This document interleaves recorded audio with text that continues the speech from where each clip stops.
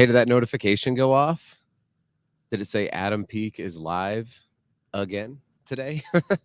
Hopefully, you are not able to watch all of these live here as they've been airing, and you're listening to it here on the podcast as it comes out later, or you're able to just kind of bookmark it and watch it again, because it has been a full day here at the TLMI annual meeting 2022 in Phoenix. And as you can see here on the screen, I'm joined by Kristin Yerecic Scott, or just Kristin Scott, no relation to Michael.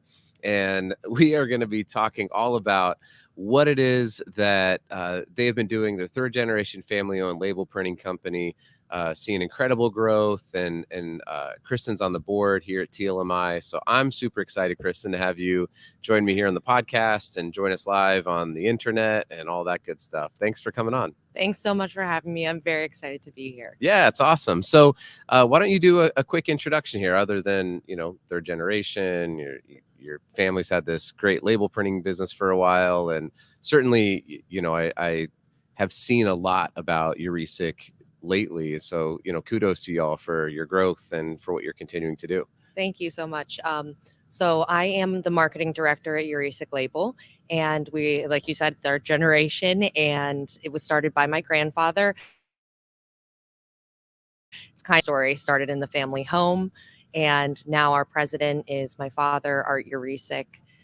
I have two other siblings involved in the business, so that's very exciting, getting to work with family day in, day out. Is it exciting? It can't be all the time exciting. You know what? We have done very well in that we're all kind of in our disciplines. My brother Josh is our director of production, and my sister Elizabeth is our director of business development. So we all kind of have our silos and work together very well to communicate what each of our silos needs. Yeah.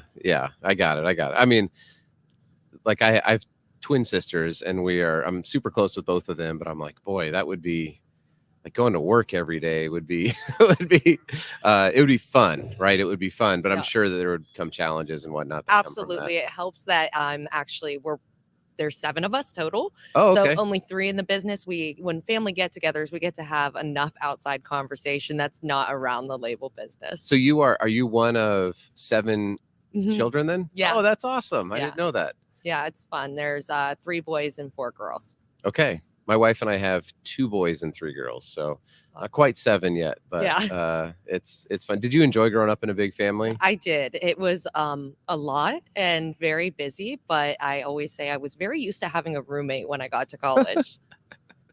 That's true. Our kids have all, for the most part, had roommates in their house, and it's been awesome. Well, cool. And you're based out of Pittsburgh. Okay. And you just opened up a facility here. Yeah, we just opened a facility in Phoenix. We started printing back in April out here.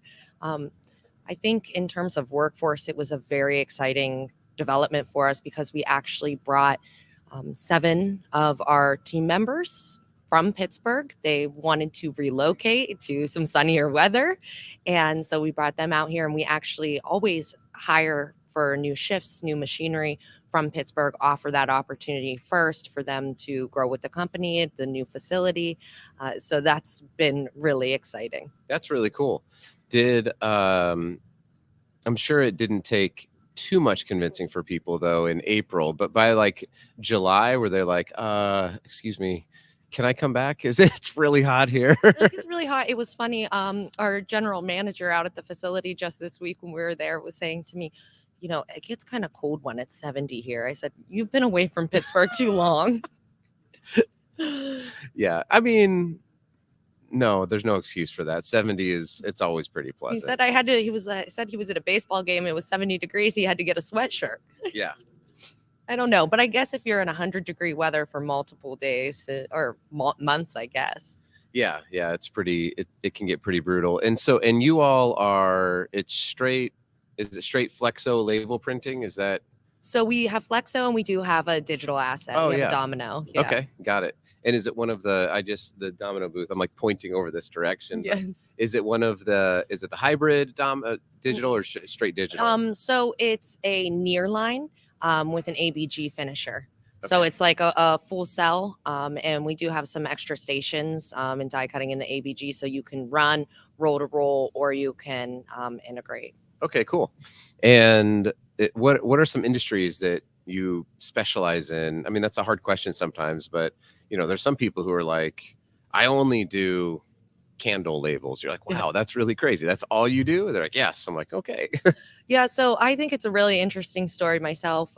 We are predominantly focused on the fresh food space. Mm. And it actually kind of goes back to our roots. Before my grandfather started the business, he was a produce manager at a store in Pittsburgh, independently owned, and he saw the opportunity for merchandising. And so the roots of where we began with his interest in supermarkets is where we've kind of stayed for 50 plus years now. That's so cool.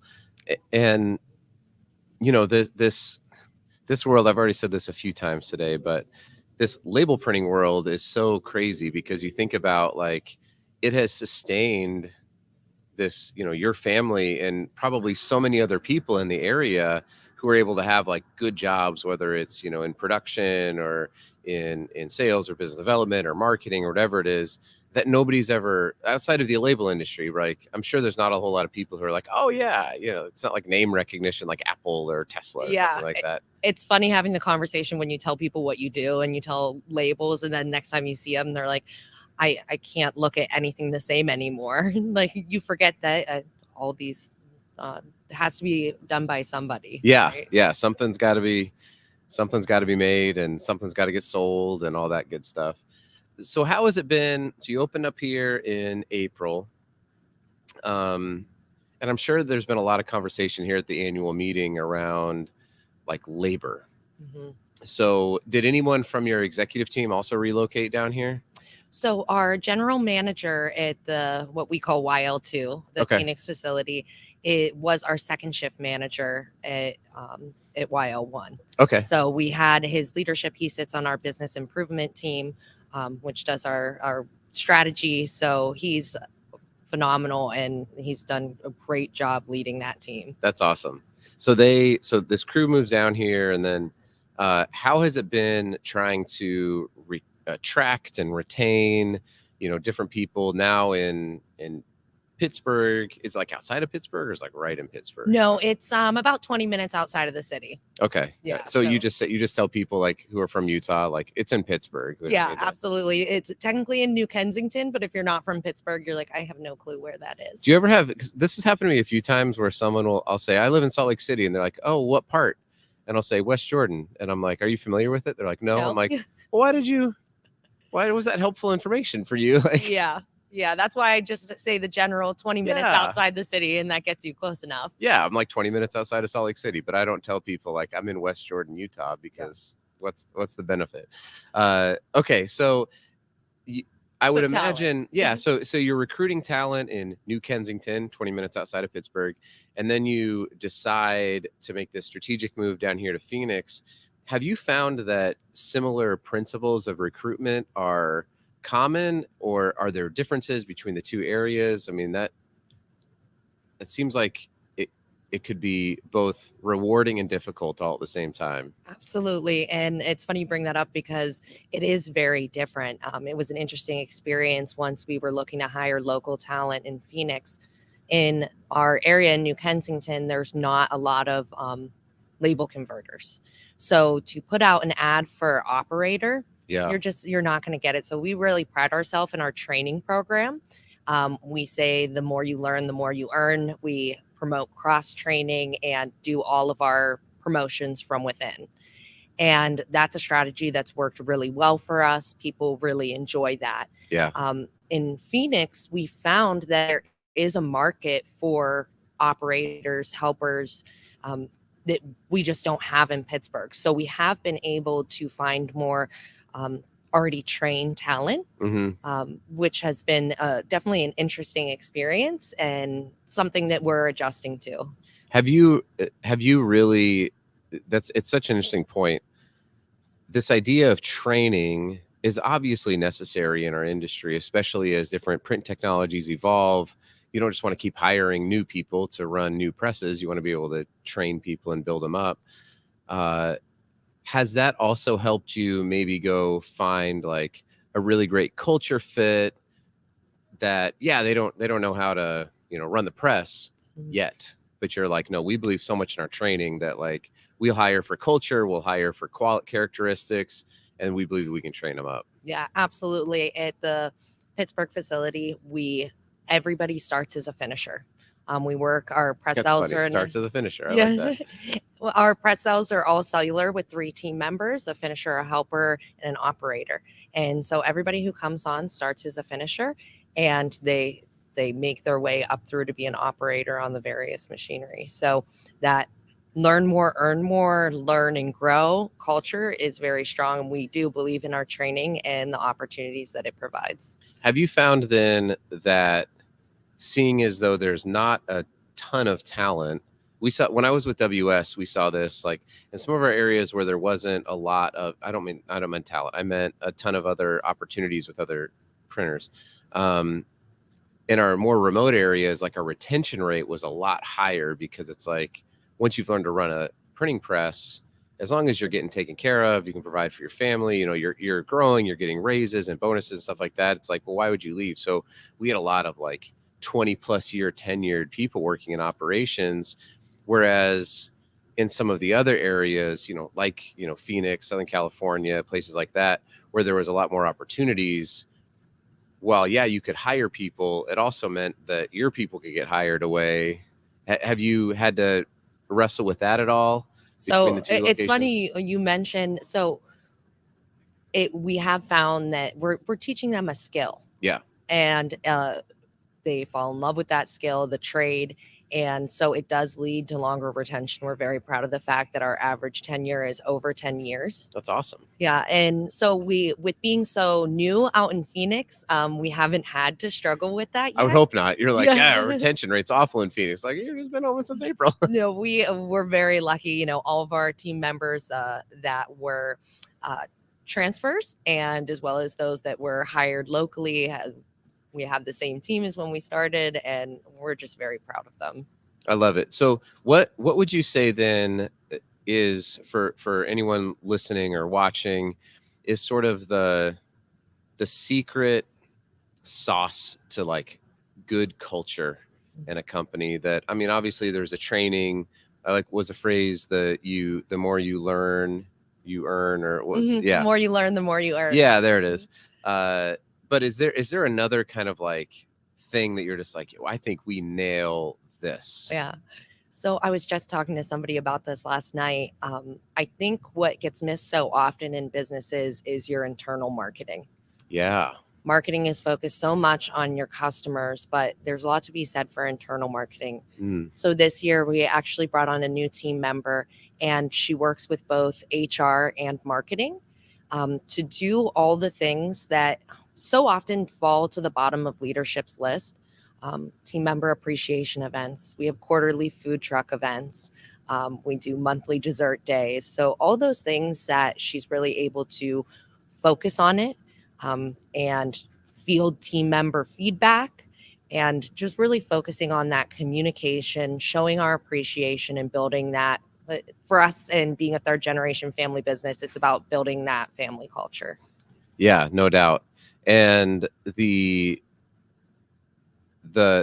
an interesting statistic, and I don't know if this is still true or not, but when I was in college, which was, now what year is it?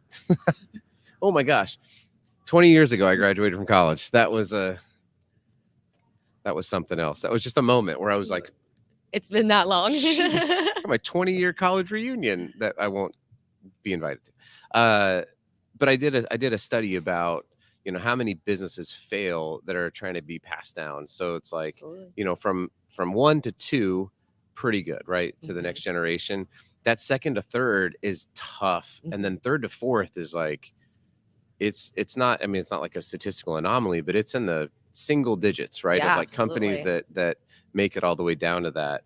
Has there been something that like your grandfather and your dad has really helped to sort of infuse into the company that you're like, this is a thing that is helping us just really not only just like make it, but like grow and thrive as you're going down? Absolutely. I mean, there's obviously things that we do from a strategic standpoint in succession planning that I think are so critical.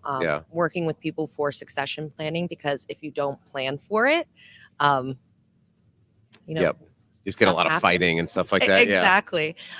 So doing that, I think, is so important for multi-generation business. I think we actually belong to a organization in the Pittsburgh area, the Institute of Entrepreneurial Excellence, and me and my siblings actually have networking and groups with other multi-generation businesses where we can go and learn from them and talk to them. So Art has the opportunity to talk to other presidents who are in the transition process. And we have the opportunity to talk to other next gen and get what's going well for them, grab ideas there. So I think that's key, just planning ahead. And then the other thing is still that family culture, right?